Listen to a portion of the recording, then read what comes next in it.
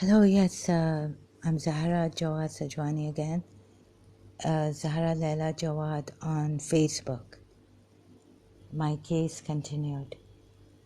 So I've reached this now, here, this far, I don't know how.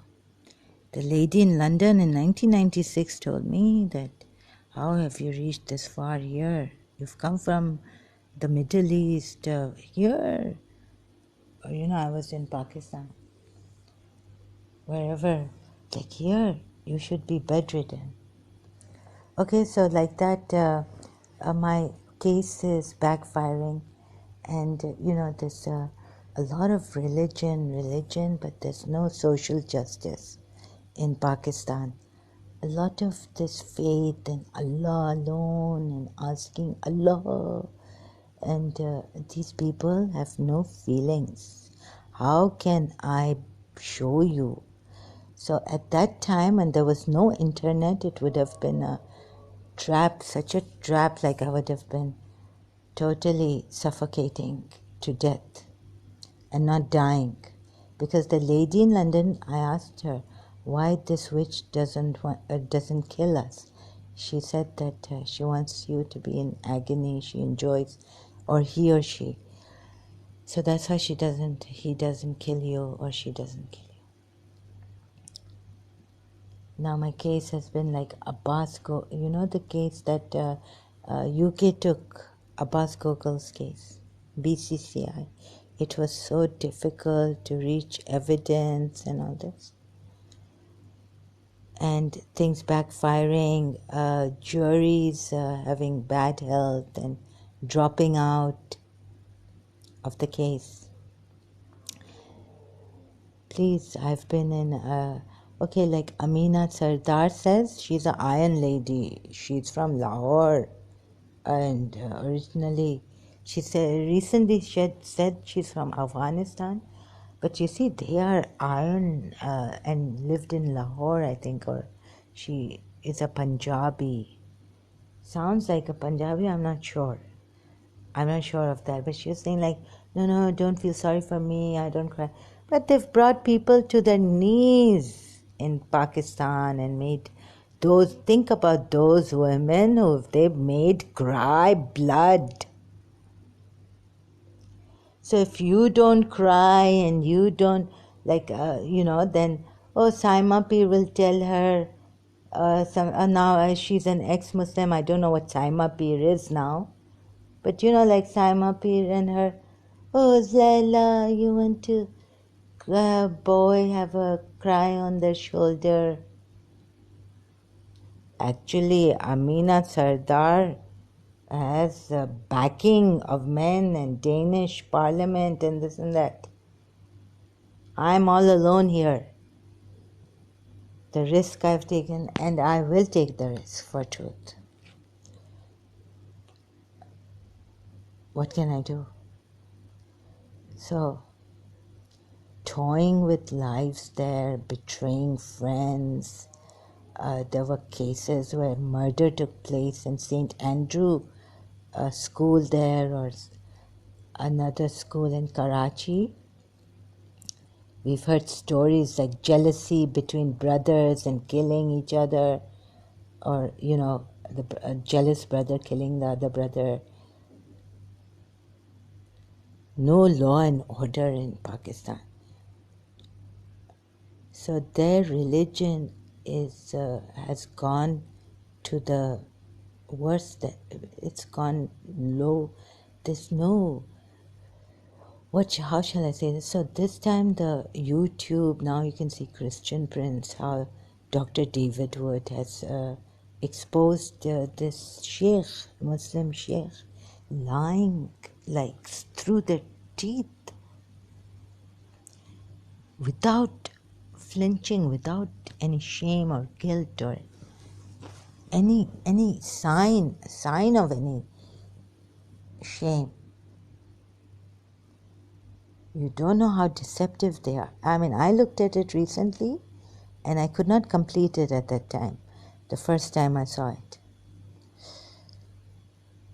So all that triggered maybe because, Ms. Desato, my religion and Mr. I wanted to hold on to fast. At least speak the truth and be an honest person.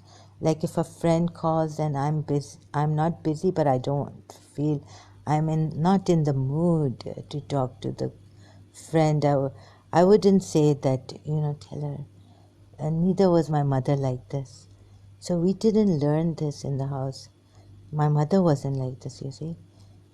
So if a guest came, we were great hosts. Like we would, even if we had to go somewhere, we would someone had to attend to the guest, and like sometimes even delay something for ourselves to, and not tell the guest that, oh, you are here. Sorry, we have to go out, and like that. So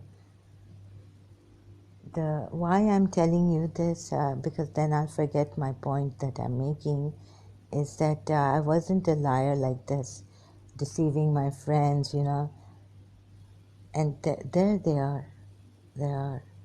And so that's why I brought this case of Saima. Now I saw this sheikh. So, who Kashmiri, looks like Safdar's younger brother. So he was older to me, and what he did.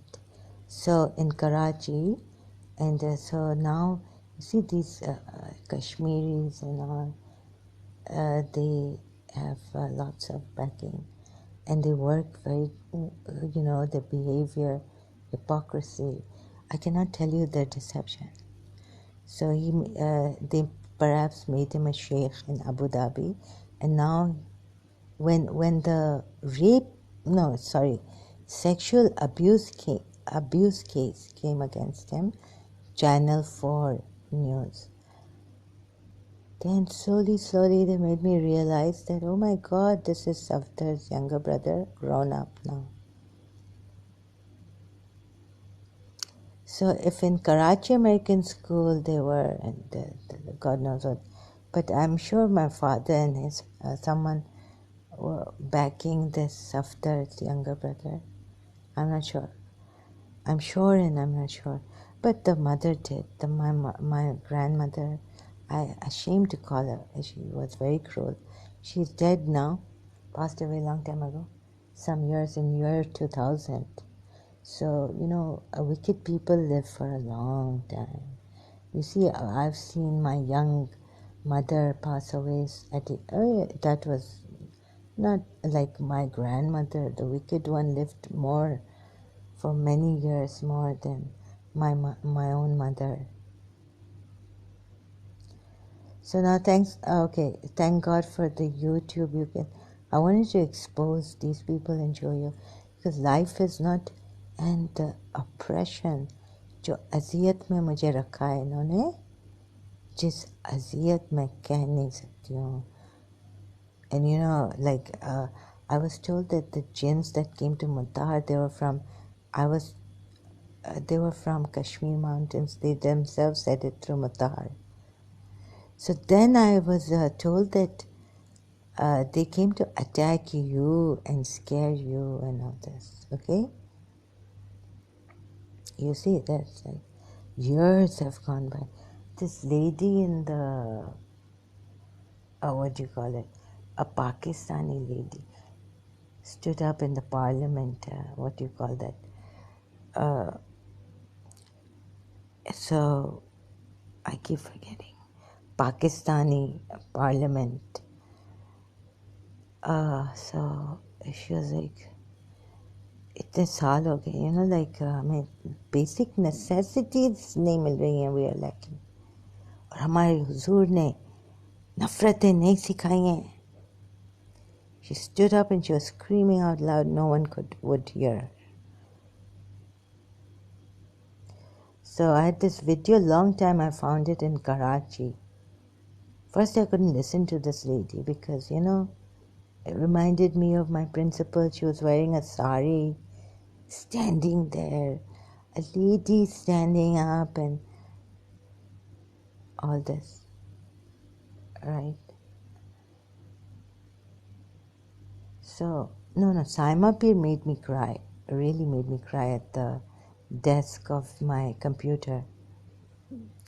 She was like, so in year 2006, 7 somewhere, now I go back to the Facebook Messenger, but you see the old thing is wiped out. The old thing is wiped out from the Messenger. So year 2007, I cannot go. And she also deleted the messages, right? Here, when I came to Dubai. Later on, she's deleted those messages from a messenger, Facebook Messenger. So I'm trying to gather what to, how to, if I miss anything, I can't afford to miss things. So these people, they think life, I don't know how it is in their religion to deceive others and be spies. In the Quran it says you can't be a spy. You cannot spy on each other. It's whether it's haram or not, I don't know. So you know this guy who was giving, another Fuad, Pakistani, giving problem to Christian Prince. Like he was saying, this is how they say it, right? Even Saima Peer, she was giving me this problem. That, no, it doesn't say haram there. And in the alcohol verse, thank God I said this, in the alcohol verse where both verses are there, haram nahi hai. And so Christian Prince was showing how this is a command to stay away from alcohol. But no. So he had to go to another verse where it says, shun the idol, abominable idols, meaning stay away. Right. Oh, this is the, okay, yes, the command. No. So Saima Peer was telling me, no. The way I was telling, the translation of the Muslims on daily basis, God knows what they,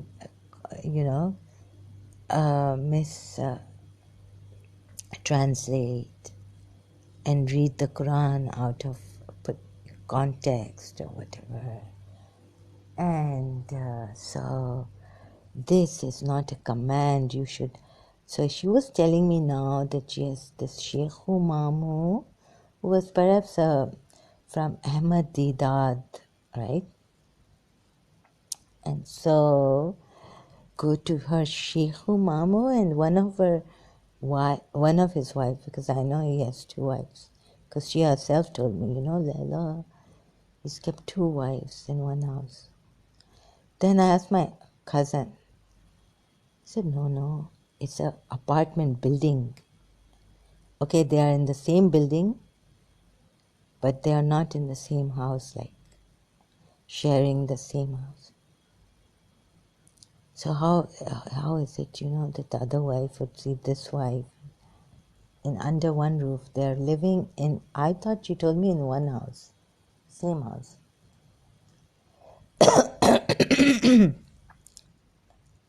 So, but that is what Prophet Muhammad has allowed actually. Two wives are allowed. Now they can keep two wives in one house or one room. That is not given in the Quran. So why don't you people see that? No. They will go after Shias. They will try to take out any blame. They will go through Shia things, right? Rumishing, find faults in Shias. But they can't see their own faults, like Quran only and all this. They can't see their own faults. So it's deadly. And they're toying with lives long time ago. I don't know who this is, Fuad or what. But I want to ask him. One case I have about my little sister, infant sister, 6 months old, less than 6 months old. Can't remember exactly. She was born before Abbas was born, my middle brother. The ayah choked her to death on negligence. She said that she went to sleep. She kept the bottle in the mouth of this infant baby of mine, my sister, baby sister, Salwa. She choked her. My father just asked her to leave. And they were coming from an Ayah organization, Ayah, this thing, company.